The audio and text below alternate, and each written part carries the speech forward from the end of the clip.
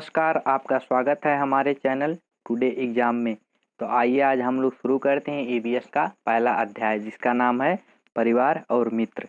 तो परिवार का जो इंग्लिश होता है वो फैमिली होता है और फैमिली शब्द लैटिन भाषा के फैमलस से बना है जिसका अर्थ हम दो माध्यम से जानते हैं। तो आइए देखते हैं कि वो दो माध्यम कौन से हैं। पहला हमारा माध्यम है वो है संकुचित अर्थ। तो संकुचित अर्थ में इसका अर्थ नौकर होता है और अगर हम व्यापक अर्थ में देखेंगे तो इसका अर्थ अलग होता है। जो हम देखते हैं इसमें लिखा हुआ है, परिवार ऐसी सामाजिक इकाई है जिसमें माता पिता, उनके विवाहित और अविवाहित बच्चे तथा अन्य सदस्य जैसे दादा दादी, चाचा चाची आदि शामिल होते हैं। फिर उसके बाद देखिए इसमें दिया है, परिवार के बीच में सहसंबंध पाया जाता है। सहसंबंध का अर्थ है यहाँ पर कि कोई किसी का पिता होता है, कोई किसी का पुत्र होता है, कोई किसी की माँ होती है, कोई किसी की पत्नी होती है। फिर अगला लाइन कहता है हमारा कि परिवार में उत्तरदायित्व पाया जाता है।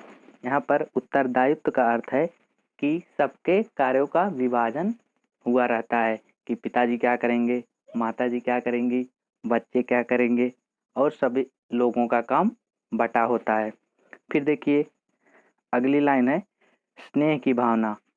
स्नेह की भावना का अर्थ है कि एक दूसरे के प्रति लोगों का लगाव और प्रेम होता है। जैसे अपनी मम्मी का या पापा जी का अपने बच्चों के प्रति बहुत प्रेम होता है, वही होता है स्नेह की भावना।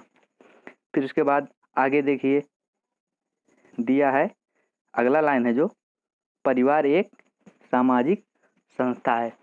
सामाजिक का अर्थ है दो या दो से अधिक लोगों के बीच अंतःक्रिया, और संस्था का अर्थ होता है जिसमें एक से अधिक लोग एक दूसरे से जुड़े होते हैं। जैसे हमारा बैंक होता है, उसमें देख लीजिए मैनेजर होते हैं, कैशियर होते हैं, फील्ड अफसर होते हैं, वो एक दूसरे से जुड़े होते हैं। ठीक उसी प्रकार से हमारे परिवार में भी दादा, पापा, बच्चे आदि लोग एक दूसरे से जुड़े होते हैं जो अपने कार्यों का निर्वहन करते हैं। फिर उसके आगे देखते हैं हम लोग, कुछ महत्वपूर्ण तथ्य है उसको देख लेते हैं हम लोग। परिवार से बालक का समाजीकरण यानी कि कोष्टक में देखिए दिया है, रहन सहन व्यवहार प्रारंभ होता है। जिस प्रकार परिवार के लोग रहते हैं, उनके माता पिता रहते हैं, उसी प्रकार बच्चे होते हैं। अगर उनको गलत कार्य करने से रोका ना जाए तो वो उनकी आदत बन जाती है और वो सदैव करते रहते हैं।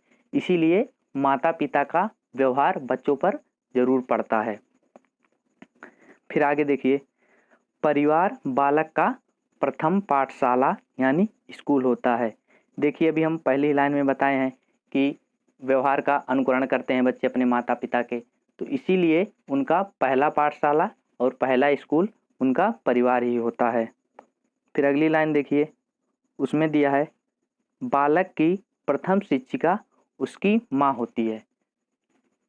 जब बच्चा पैदा होता है तो सबसे पहले वो अपने माँ के ही संपर्क में आता है।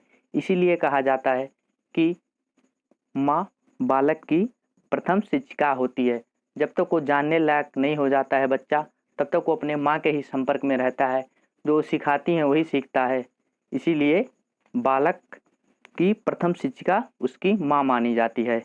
एक बात और यहाँ आप लोग देखिएगा कि अगर कहीं पर शिक्षक पूछे कि बालक का प्रथम शिक्षक कौन होता है, तो भी माँ ही उत्तर सही माना जाएगा, क्योंकि शिक्षक या शिक्षिका इसका अगर हम इंग्लिश देखेंगे तो उसका टीचर होता है। तो शिक्षक पूछे या शिक्षिका पूछे तो उसका उत्तर हमेशा माँ ही होगा। तो आइए देखते हैं कि हमारी अगली लाइन क्या कहती है। तो अगली जो लाइन है हमारी दिया है, परिवार शिक्षा का अनौपचारिक साधन है। तो आप लोग जानते होंगे कि औपचारिक शिक्षा और अनौपचारिक शिक्षा क्या होती है। औपचारिक शिक्षा वह होती है जिसमें शिक्षा के लिए निश्चित पाठ्यक्रम, निश्चित समय, निश्चित स्थान तय होता है, पहले से ही निर्धारित होता है। उसी के तहत औपचारिक शिक्षा दी जाती है। और अनौपचारिक शिक्षा में क्या होता है, अनौपचारिक शिक्षा में स्थान, पाठ्यक्रम और समय का निर्धारण नहीं होता है और यह शिक्षा जीवन से मृत्यु तक जीवन प्रयत्न चलती रहती है। तो आगे देखते हैं हम लोग परिवार का वर्गीकरण। आकार के आधार पर परिवार दो प्रकार के होते हैं। पहला हमारा परिवार है एकल परिवार। एकल परिवार के अंतर्गत देखते हैं हम लोग, जिसके अंतर्गत पति पत्नी और उनके अविवाहित बच्चे होते हैं, यानी कि 3-4 लोगों में हमारा सीमित होता है परिवार। इसको केंद्रीय परिवार के नाम से भी जाना जाता है। तो आगे देखिए एकल परिवार के गुण। इसमें दिया है परिवार कलह की संभावना कम, व्यक्तित्व का पूर्ण विकास, शिक्षा के अच्छे अवसर, बच्चों का पालन पोषण अच्छा होता है। तो इसका सारांश निकलता है कि परिवार में जब लोगों की संख्या कम रहेगी तो लड़ाई झगड़े नहीं होंगे, तो जाहिर सी बात है कि कलह की संभावना कम रहेगी। बच्चे कम रहेंगे तो उससे उनका अच्छे से पढ़ाई लिखाई हो सकेगा, उनके व्यक्तित्व का विकास हो सकेगा, उनका पालन पोषण अच्छा हो सकेगा। फिर उसके बाद देखिए एकल परिवार के दोष। एकल परिवार के दोष ये होते हैं कि संकट की स्थिति में समस्या, बच्चों के देखभाल कम, यानी कि इसके लिए हम देखें जो तो अगर माता पिता हैं, अगर वो दोनों जॉब कर रहे हैं तो क्या होता है कि उनके बच्चों का पालन पोषण करने में कठिनाई उत्पन्न होती है। अगर कोई संकट की परिस्थिति आ जाए, पिताजी बाहर हैं, केवल माँ ही घर पर हैं और संकट की स्थिति आ जाए कि बिना 2 लोगों के रहे वो संकट टल नहीं सकता है, कोई बच्चा बीमार हो जाए, कहीं दूर जाना हो, तो इस स्थिति में ज़्यादा दिक्कत होती है।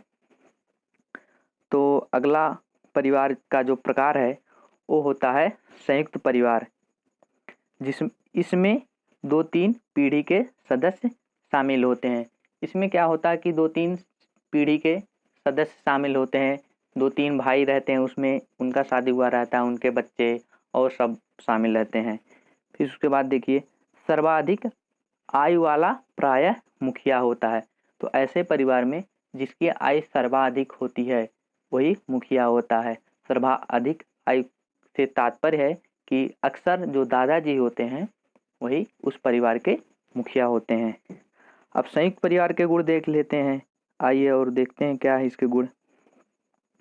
तो इसके गुण हैं संयुक्त परिवार के बुजुर्गों का ज्ञान व अनुभव प्राप्त होता है, पारिवारिक परंपराओं की रक्षा, सामूहिक जीवन संभव, बच्चों का समुचित पालन पोषण संभव। अब देखिए पहली लाइन का अर्थ है कि बुजुर्ग जो रहते हैं वो पहले से अपने बच्चों का पालन पोषण अच्छी तरह से किए रहते हैं, इसीलिए उनका ज्ञान और अनुभव काम आता है अगले बच्चे के देखभाल करने के लिए, या कोई संकट की परिस्थिति है उसमें उनका अनुभव काम आता है। फिर और देखिए पारिवारिक परंपराओं का रक्षा, जैसे त्यौहार हो गया, जो बुजुर्ग होते हैं पहले से जानते रहते हैं कि पहले कौन सा त्यौहार होता है या किस तरह से किस रीति रिवाज से मनाया जाता है, तो लोग जानते रहते हैं तो अच्छी तरह से उसके बारे में बताते हैं।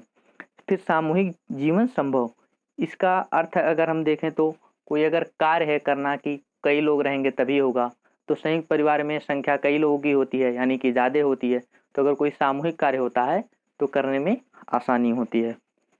फिर और आखिरी लाइन है जो हमारी, बच्चों का समुचित पालन पोषण, और इसका अर्थ है कि देखिए अगर कई लोग रहेंगे परिवार में तो बच्चों का पालन पोषण अच्छी तरह से हो सकता है, ये भी बात सही है। और फिर वृद्ध सदस्य का अनुभव के कारण, देखिए वृद्ध सदस्य के अनुभव का कारण यहाँ अर्थ होता है कि वो लोग अपने बच्चे के अच्छी तरह से पहले से पालन पोषण किए रहते हैं, इसीलिए पता रहता है कि कैसे हमको क्या करना है क्या नहीं करना है, इसीलिए वहाँ पर बच्चों का पालन पोषण अच्छी तरह से होता है।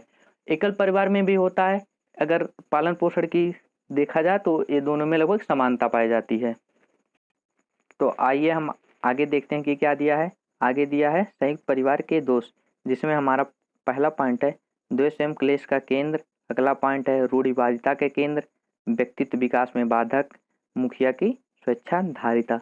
तो जाहिर सी बात है जब परिवार में लोगों की संख्या अधिक रहेगी तो लड़ाई झगड़े होते रहेंगे, क्योंकि व्यक्तियों में व्यक्तिगत भिन्नता पाई जाती है, सभी लोग एक ही माइंड सेट के नहीं होते हैं, अलग अलग माइंड सेट के होते हैं, इसीलिए अक्सर झगड़े होते रहते हैं संयुक्त परिवार में।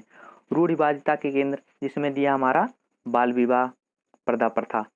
ठीक, तो रूढ़िवादिता का अर्थ है कि एक ही ढर्रे पे शुरू से ही चले आना। जैसे कि पहले क्या होता था कि बचपन में शादी कर देते थे, तो वही दर पीढ़ी आगे बढ़ता रहता है।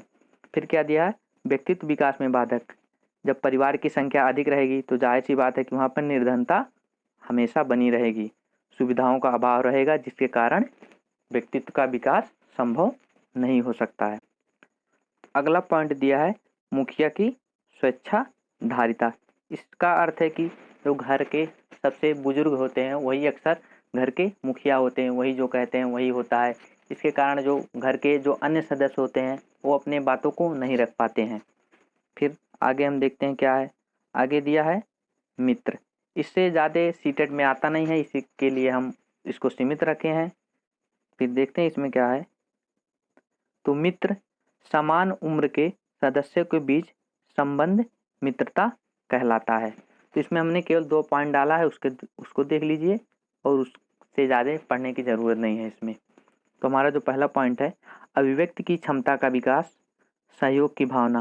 यहाँ पर अभिव्यक्ति का मतलब है कि व्यक्ति अपने भावों को अच्छी तरह से प्रदर्शित कर लेता है, यानी कि जो मित्र होते हैं वो अपने भावों को अपने मित्र से अच्छी तरह से प्रदर्शित कर सकते हैं, उनको बता सकते हैं। इसीलिए यहाँ पर दिया गया है कि अभिव्यक्ति की क्षमता का विकास होता है कि अपने भाव को प्रदर्शित कर सकें, अपनी बातों को अच्छी तरह से रख सकें। और मित्र में क्या होता है, सहयोग की भावना का विकास होता है। इसमें क्या होता है कि खेल खेल में सब लोग सहयोग करने की आदत डालते हैं अपने अंदर, सीखते हैं कि सहयोग करना चाहिए, इससे हमारे दैनिक जीवन में बहुत ही लाभ हैं, यही सब होता है। फिर उसके आगे देखते हैं, फिर आगे दिया हमारा महत्वपूर्ण तथ्य, इसको देख लीजिए। परिवार से संबंधित हम लोग पाठ पढ़ रहे हैं, तो परिवार से जो रिलेटेड है उसको पढ़ना बहुत ज़रूरी है। तो इसको देखिए क्या दिया है, इसमें दिया है आंध्र प्रदेश के पोचमपल्ली जिले में मुख्तारपुर ग्राम के निवासी बुनकर हैं, इसलिए इस बुनाई को पोचमपल्ली नाम से जाना जाता है। इसको आप अच्छी तरह से पढ़ लीजिएगा, बहुत इंपॉर्टेंट है। फिर अगला पॉइंट देखते हैं, बाल विवाह निरोधक अधिनियम 2006। ये 2006 में बना था। क्यों बना था, बाल विवाह को रोकने के लिए। ठीक, अगला पॉइंट है कानूनी रूप से शादी की उम्र। कानूनी रूप से शादी की उम्र जो है वो लड़कों के लिए है 21 वर्ष और लड़कियों के लिए है 18 वर्ष। फिर हम आगे देखते हैं क्या दिया है, आगे दिया है हमारा माता पिता एवं पूर्वजों के गुणों का संतानों में अवतरित होना अनुवांशिकता कहलाता है। यानी कि अन्य पूर्वज जैसे नाना नानी, दादा दादी, जो उनके गुण हैं और माता पिता के गुण हैं उनके बच्चों में स्थानांतरित होता है, अवतरित होता है, वही अनुवांशिकता कहलाती है। ठीक, फिर देखिए अगला पॉइंट है, अनुवांशिकता के जनक ग्रेगर जॉन मेंडल हैं, इन्होंने मटर पर प्रयोग किया था।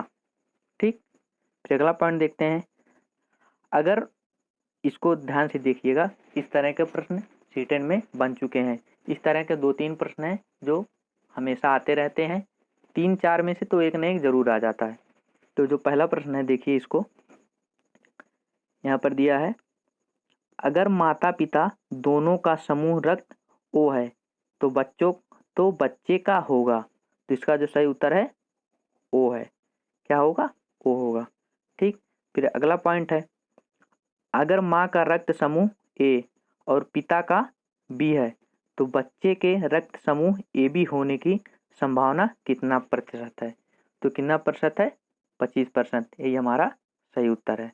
तो आगे चलते हैं हम लोग, आगे दिया है उसी तरह का यहाँ पर भी दिया गया है। देखिए, एक पुरुष जिसका रक्त समूह O है, एक A रक्त समूह की वाली महिला से शादी करता है, उसके पहले बच्चे के रक्त समूह का O होने की संभावना कितना प्रतिशत है। तो कितना प्रतिशत है, 50%, यानी 50%। ठीक, फिर आगे देखते हैं, यहाँ पर देखिए मलयालम में देखिए वलीयम्मा, माँ की बड़ी बहन को क्या कहते हैं, वलीयम्मा, और नानी को क्या कहा जाता है, अम्मा या अमुम्मा। नानी को क्या कहा जाता है? अम्मा या अमूम्मा। उसी तरह लद्दाख में देखिए, लद्दाख में माँ को आमाले और पिता को आबाले कहा जाता है। तो हमारा आज का ही वीडियो था।